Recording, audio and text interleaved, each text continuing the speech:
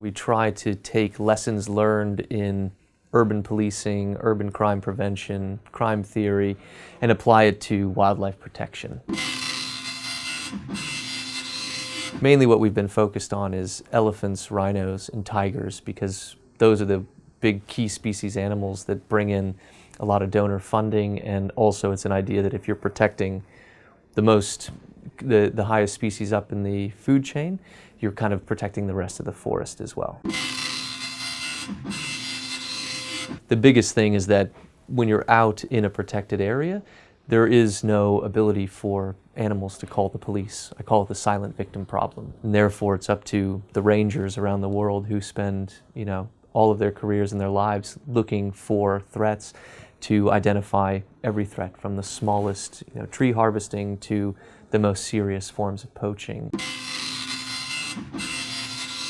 Yeah, so we did a specific course called Wildlife Crime Analysis that I designed specifically for the tiger teams, but then we eventually have rolled it out across Southern Africa and other places in Asia as well. But it's called Wildlife Crime Analysis, and it's basically all about how to do crime analysis using the data that you have at hand. So learn how to use it more effectively, learn how to think like a criminal, like an officer, use theories of crime that we use to analyze data to then solve different problems.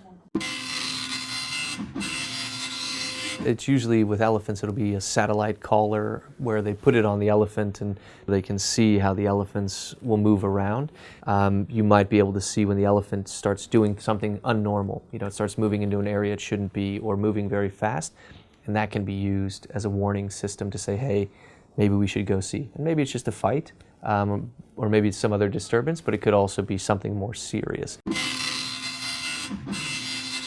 A lot of people think that all we talk about is GPS locations and things like that, but actually what we encourage is a collection of lots of information, what they're seeing, what they're hearing, who's involved, and trying to keep that out of people's heads and get it into a shared system so that you can start piecing it together. That's where the real win happens, when you can start to say, this is what we're hearing outside of the park. Oh, well, this is what we're seeing inside the park, and this is what somebody else told us. And then you can piece it together. That's proper data analysis. We've been working on policing in urban areas for decades and decades of crime analysis, improving our techniques and all that. And then you go down into an area that really could benefit from it, and you may not even have data in the first hand. That is a humongous gap for academics to help fill.